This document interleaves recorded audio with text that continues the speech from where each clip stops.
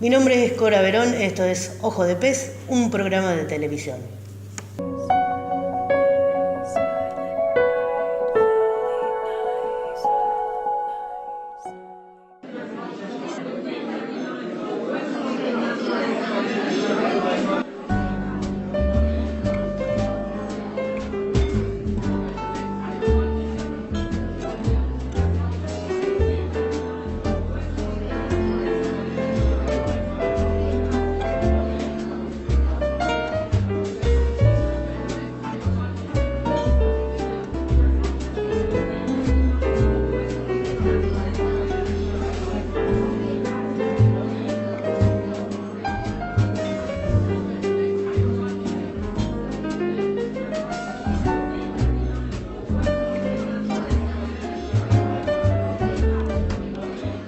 Les presento el primer invitado de este primer programa.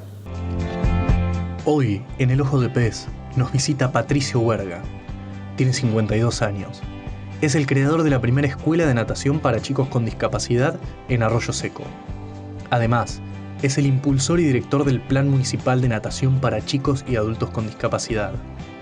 Es el responsable de las experiencias de nado en río para personas con discapacidad. Actualmente se desempeña como coordinador general del Complejo Integral para Personas con Discapacidad Los Tiburones. En el año 2008, editó el libro La experiencia de los tiburones del Paraná, personas con discapacidad que nadan en el río. Desde el año 2001, en que el diario La Capital lo declaró Personaje del Año, ha cosechado distinciones a nivel regional y nacional. En 2003, fue declarado Joven Sobresaliente por la Cámara Junior de Rosario, en la provincia de Santa Fe. En el 2011, recibió la distinción Regino Mathers, otorgado por el GEN, en la ciudad de Rosario, en reconocimiento a la honestidad, el trabajo y la coherencia. En el año 2013, el Consejo Municipal de Villa Constitución le entregó un diploma de honor.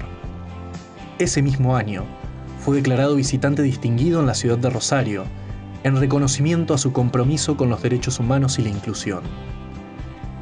En el año 2013 también, fue declarado visitante ilustre de la ciudad de Villa Gobernador Galvez, en reconocimiento a su trayectoria y labor intelectual. En el año 2014, la ciudad de Arroyo Seco lo declaró ciudadano distinguido, en reconocimiento a su compromiso con los derechos humanos y la inclusión social de las personas con discapacidad. En el año 2015 fue destacado por el programa El Sonido de mi Gente, en sus 20 años de creación. Es un programa que se emite en radio AM-LT8 en la ciudad de Rosario. Su frase favorita es del libro El amor en los tiempos del cólera de Gabriel García Márquez. Es la vida más que la muerte, la que no tiene límites. Hoy, con nosotros, en el primer programa, Patricio Huerga. Bienvenido a Ojo de Pez, Patricio Huerga. Muchas gracias. ¿Se es profeta en su propia tierra? Sí, cómo no. Sí. Si hablamos del proyecto Tiburones, nosotros lo que más rescatamos de este proyecto es la construcción colectiva que hemos hecho. Esto no es solamente el profesor y un alumno. Son las personas con discapacidad y su familia, las personas sin discapacidad y su familia, la sociedad que acompaña, el Estado, el grupo de padres constituidos, empresas que colaboran, los profesores que acompañan, y bueno, todo eso ha producido es un nosotros que va caminando. Eso es lo más importante. Para poner un poco en contexto, ¿cuándo comienza esta idea de trabajar con gente con capacidades diferentes? Permiso. Y yo te puedo dar varias fechas. De 1988, hace casi 30 años, cuando por primera vez empezamos a trabajar con personas con discapacidad. Yo tenía una escuela de natación convencional, desde bebé hasta natación de alto rendimiento. Viene una persona, una familia, una mamá con una persona que tenía una parálisis cerebral, que tenía 7 años, que recién había aprendido a caminar. Entonces me dijo, bueno, así como aprendió a caminar, me gustaría que aprenda a nadar. Yo le dije a la mamá que no sabía absolutamente nada, que nunca había tratado. Hace 30 años nunca había tratado. O sea que primero fue la práctica y después vino todo lo demás. Sí, seguro, pero que le dije que sí, que era una ¿viste? Imaginá que era algo importante. Yo decía, mirá si lo llevo a enseñar a nadar, llego a aprender a nadar. Y empezamos a trabajar, ¿viste? Año 88, me dijo. 88. Bien. Y así empezó, ¿viste? Esa mamá que durante meses lo trajo, venía, ¿viste? Estaba ahí, lo dejaba en la pileta chica conmigo y se iba abajo las plantas a tomar mate, estábamos en el Club Talleres. Y en un momento lo vino a buscar, miro así, no estaba en la pileta chica, nene, estaba en la pileta grande. Y claro, empezó a los gritos, casi se desmaya. ¿Qué sintió Patricio, ser humano, ¿no? Ya el profesor de natación o que se dedicaba a enseñar natación, cuando ve ese avance tan rápido, ¿no? No fue rápido. Que además tardamos meses, pero claro, qué sé yo, uno no se va dando cuenta. Te digo, mirá cómo aprendió. Y bueno, después esa mamá le comenta a otra mamá que tenía una nena con autismo. En su momento se le decía autismo, hoy es síndrome de Rett lo que tenía la chica. Y bueno, lo mismo, era un caso mucho más severo, mucho más complicado. Yo también le dije que no sabía nada, que íbamos a empezar, qué sé yo, distintas estrategias con la familia, de cómo, porque ella no me reconocía a mí como alguien del entorno. Entonces, bueno, tuvimos que hacer toda una serie de estrategias para acercarme a la nena primero y después en la ¿buscaste pileta. algún acompañamiento con algún terapeuta, algún No, psicólogo, médico? No, al principio ¿O yo me empezaste a volvía, leer claro, eso a era el tema. mansalva? Yo al principio me volvía loco. Yo quería saber, empezaba a saber, bueno, a ver, qué era la parálisis cerebral, bueno, después empecé a decir, bueno, qué era el autismo en su momento. Sí. Empecé a ir a congresos que el 90% de los congresos eran médicos. O sea, yo no entendía casi nada de todo lo que te decían. Claro. Hasta que empezamos a dar cuenta que la familia te podía entregar muchos datos mucho más concretos que un congreso. Ajá. Claro, Porque la tenía que ver con la diaria y vivencia cotidiana. diaria. Claro. Yo siempre cuento una anécdota de una mamá que, bueno, yo estaba trabajando con el nene así, me dice, Emanuel mañana va a tener fiebre. Y le digo, ¿cómo te das cuenta? Estábamos en la pileta, porque tiene el tobillo hinchado. Al otro día estaba engripado el pibe, tenía fiebre, no vino. Bueno, esas vivencias no te lo da ningún congreso, ningún médico, nada. Es la percepción de la mamá permanentemente. Bueno, así fuimos creciendo. Decíamos, bueno, a medida que fuiste recibiendo casos diferentes y nuevos, fuiste leyendo, capacitándote, yendo a congresos médicos. ¿Cómo afectó esto en tu vida personal, digamos? ¿Cómo fue el proceso con tu familia? Una cosa totalmente nueva, desconocida. Sí, pero era muy... por ahí no encuentro la palabra, ¿viste? Pero, ya tenías hijos propios. Sí, era muy trascendente. Aparte la nena mía, la primera de la nena mía, la llevaba yo también para estar con ellos, ¿viste? También fue un proceso ahí importante. Y te decía de esto de ir a congreso y no entender nada, hasta que me encuentro con un neurólogo, un amigo, charlando sobre estas cosas, y me dice, y yo le comento esto, ¿viste? Le digo, no entiendo nada, no tenía algún material, me dijo, no te vuelvas loco, dijo, porque existen 3.500 clases de discapacidad y sus diferentes variantes. Dijo, no te va a alcanzar la vida para estudiar cada uno de los casos. Entonces ahí hicimos el cambio, decir, bueno, no, va por otro lado. Y si lo empiezo a enseñar como enseño natación siempre yo, es decir, los procesos habituales con cualquier niño, y esa fue la clave. ¿Cómo surge la idea del complejo? Fue una idea que se fue gestando en el grupo de trabajo tuyo, obviamente calculo que por una necesidad primordial de tener un lugar propio. Claro, nosotros en el 97, todo este proceso largo y de boca en boca empezó en el 88. Ajá. En el 97, o sea, 9 años después, el intendente en su momento, Pedro Espina, sí, bien, me convoca y me dice, porque esto ya tenía una cierta trascendencia, y si armamos algo desde la municipalidad, yo lo charlo con los papás, tuvimos una reunión todos juntos, y se creó un plan municipal, donde no solamente contuviera a esos chicos, sino también contuviera chicos de la escuela especial, chicos que hayan salido de la escuela, chicos que todavía no hayan entrado a la escuela o simplemente que iban a otros lados. Entonces ahí se aglutinó. En esa experiencia del 97 yo le empiezo a decir a algunos padres, sobre todo a los primeros, a los de la etapa anterior, ¿qué les parece si hacemos una experiencia de nado en aguas abiertas, en el río? Era una locura total.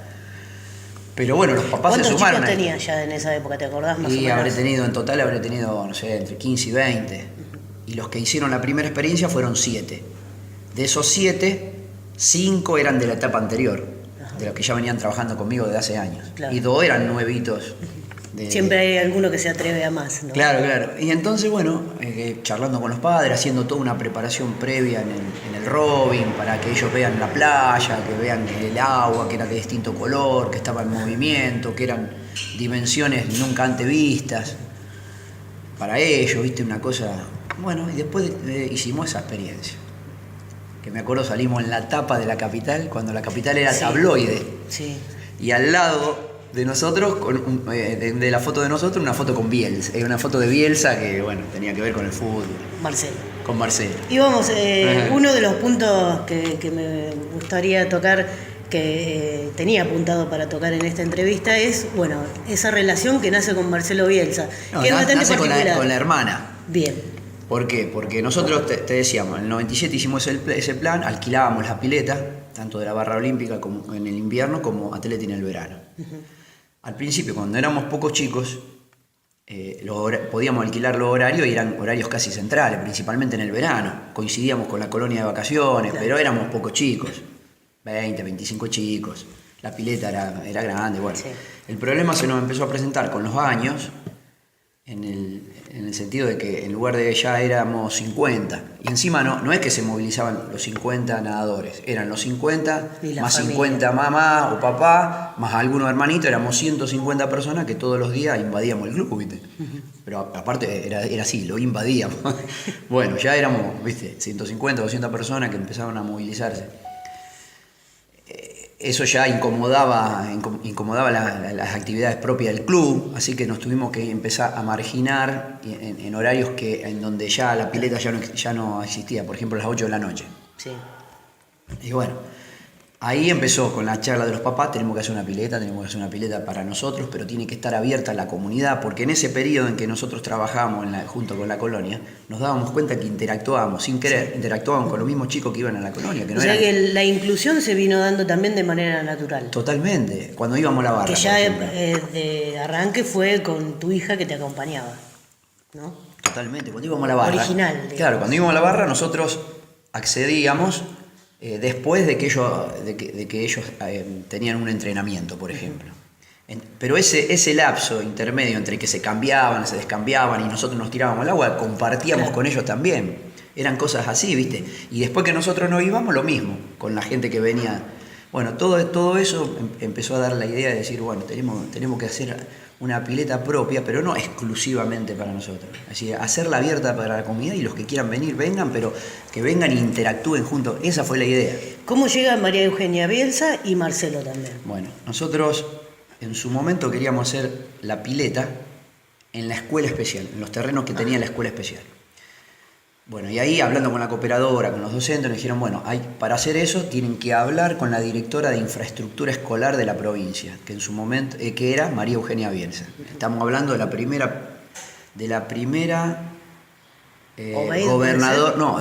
gobernación de Reutemann. Ah, mirá.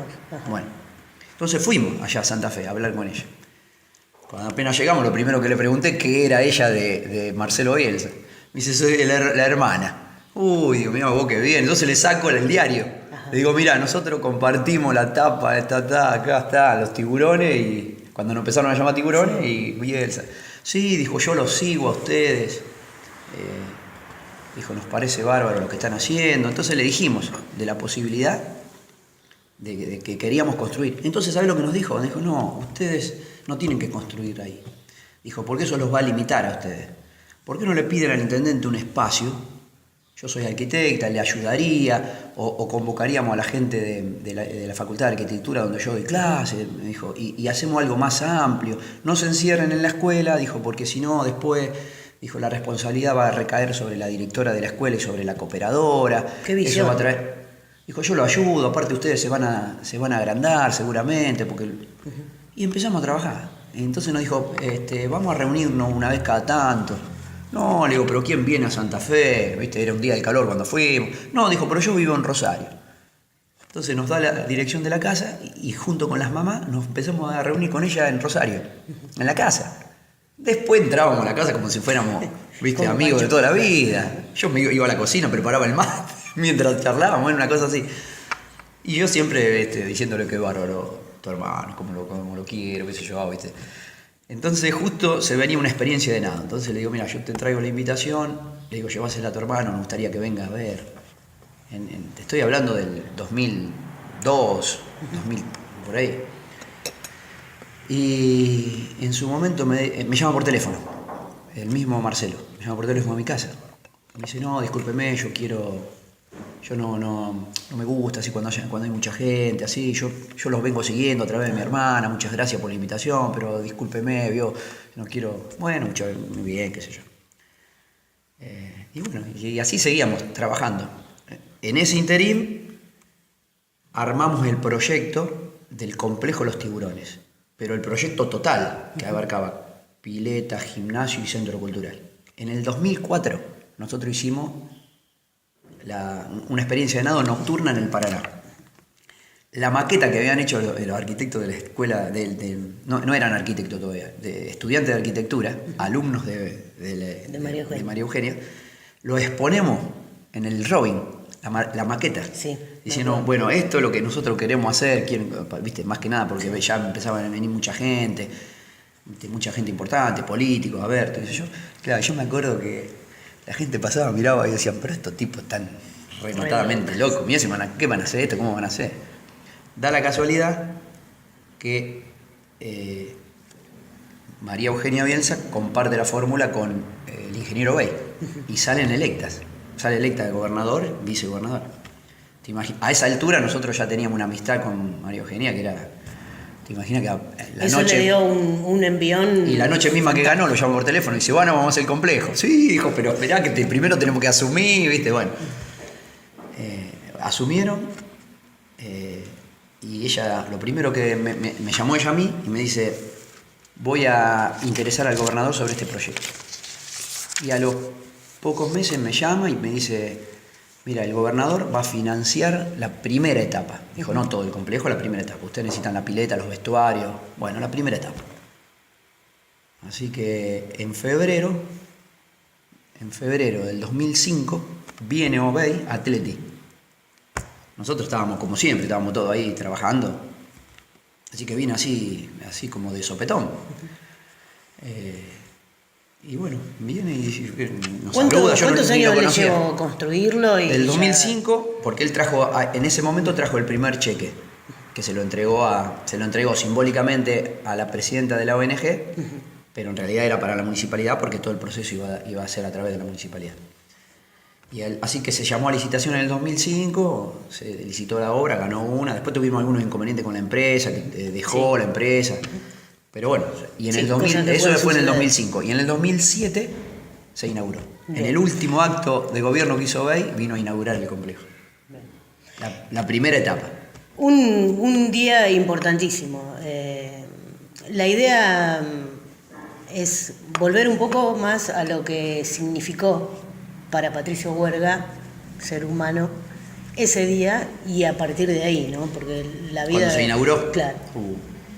Porque todos los sueños, porque vos calculás, desde antes del 2004, antes de presentar la maqueta, cuando ya empezábamos a soñar que queríamos un espacio propio y para qué lo queríamos, había que tener capacidad para sostener ese sueño a lo largo del tiempo, claro. Porque ya viste, en la época del 2004 recién parecía que íbamos a salir de un... 2001, económicamente complejo. Bueno, el hecho de haber hecho ese primer paso importantísimo, era decir, bueno, sueño realizado.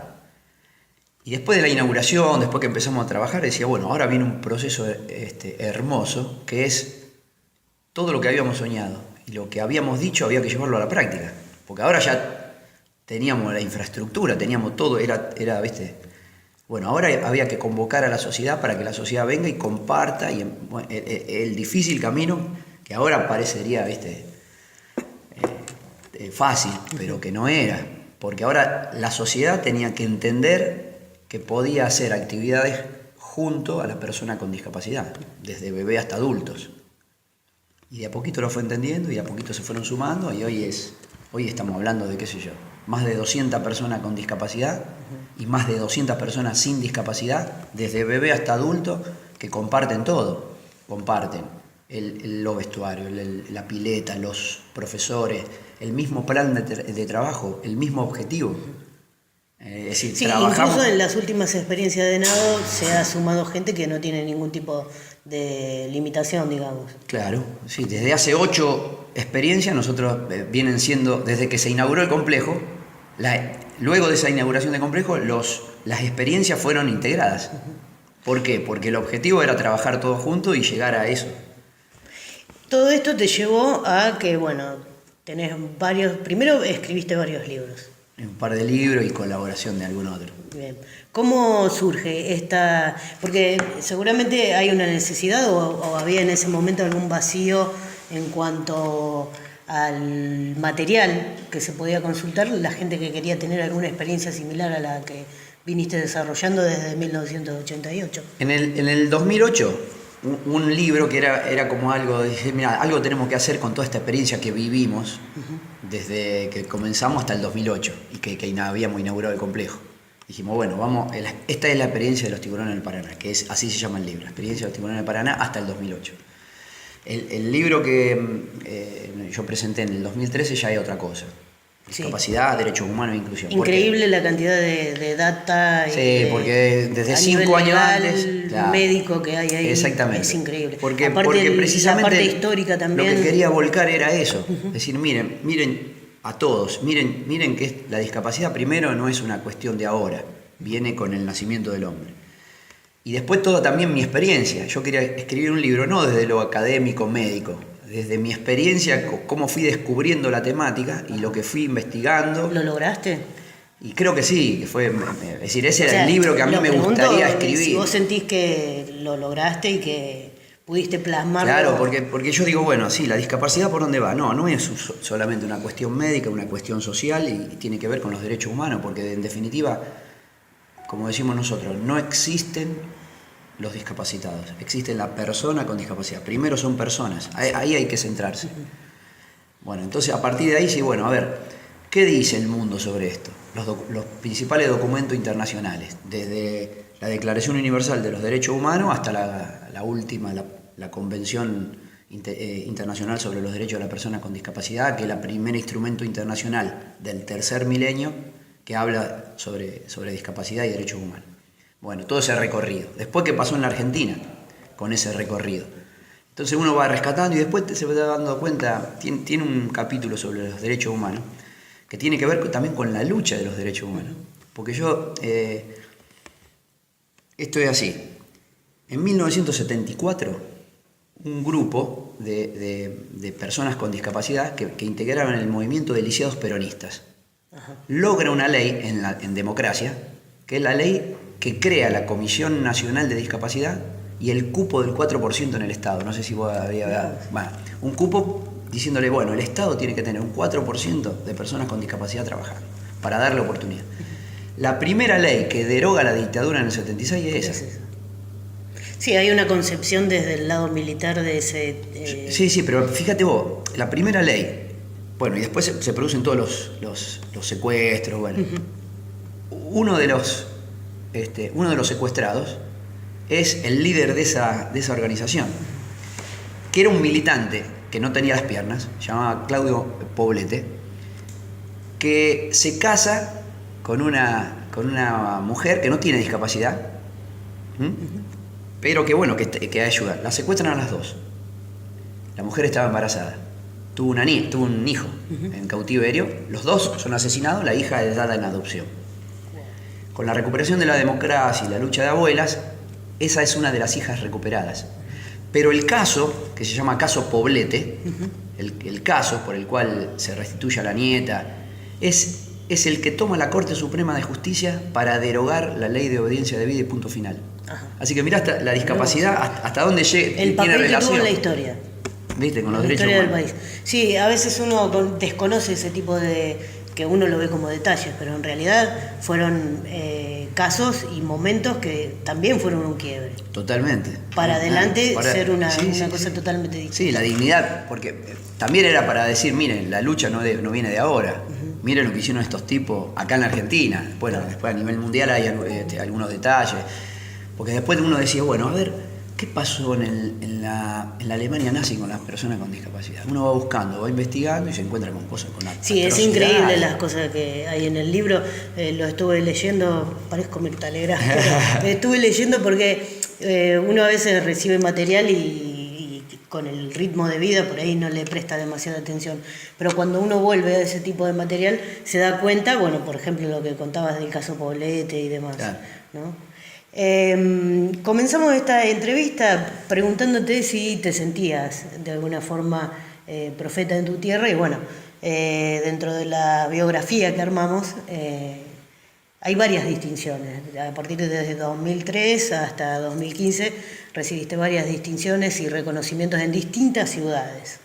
Eso también va engordando un poquito el alma, ¿no?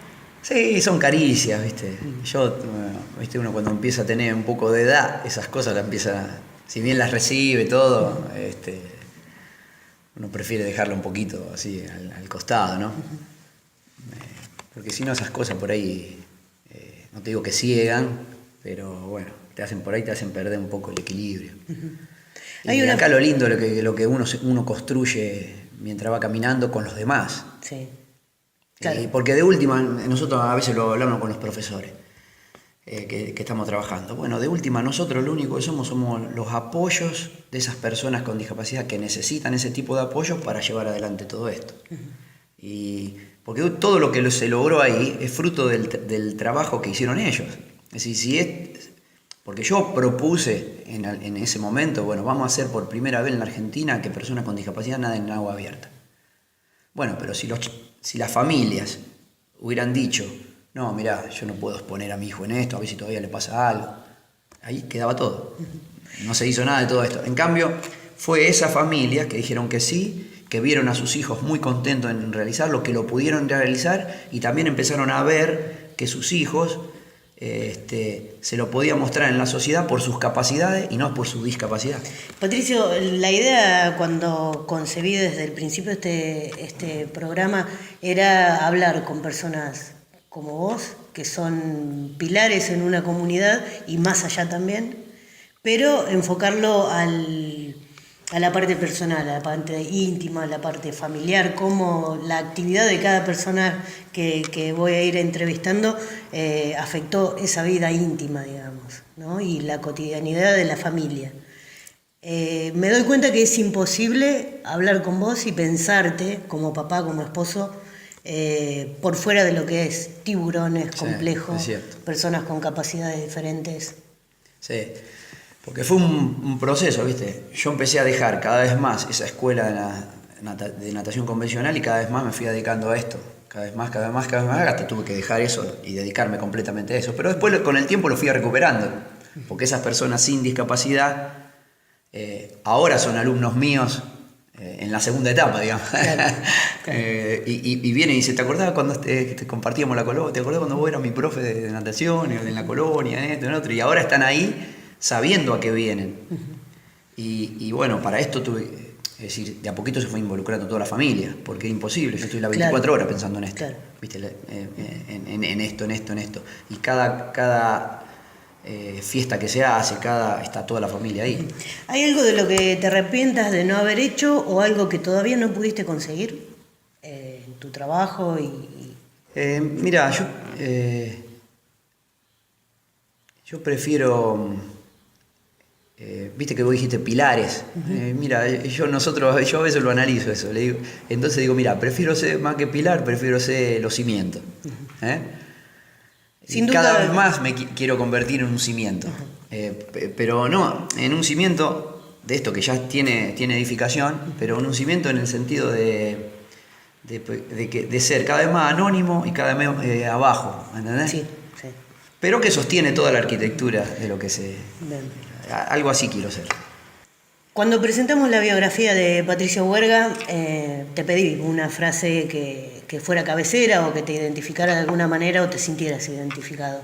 Me pasaste dos. Sí. Yo elegí la del amor en los tiempos de cólera de Gabriel García Márquez, que dice, es la vida más que la muerte lo que no tiene límites. Realmente charlando, yo creo que debe ser la quinta, sexta entrevista que te hago y gracias al trabajo que tengo la suerte de haber elegido. Y como decía antes, es imposible concebir o hablar con Patricio Huerga sin hablar del complejo, de los tiburones, de las experiencias. Y leyendo esta frase y analizándola, lo que el sentido profundo de la frase, es imposible pensar a Patricio Huerga y no entender por qué elige esa frase, ¿no? Bueno, primero porque me encanta García Márquez, leí todo lo de él. Segundo porque esa novela es impresionante. Después de 50 y pico de años de un amor frustrado, que se junten los dos protagonistas y que alguien que esté mirando ese encuentro y que conocía a ambos dice eso, que de ahí se trata, es eso, ¿no es cierto? La capacidad de sostener durante más de 50 años un amor. Obviamente la relación estaría dada entre Patricio Huerga y sus experiencias. y el proyecto Tiburones. Bueno, Patricio, muchísimas gracias por tu tiempo, por la paciencia y por haber sido tan placentero a la hora de grabar este primer programa de Ojo de Pez. Bueno, muchas gracias a vos.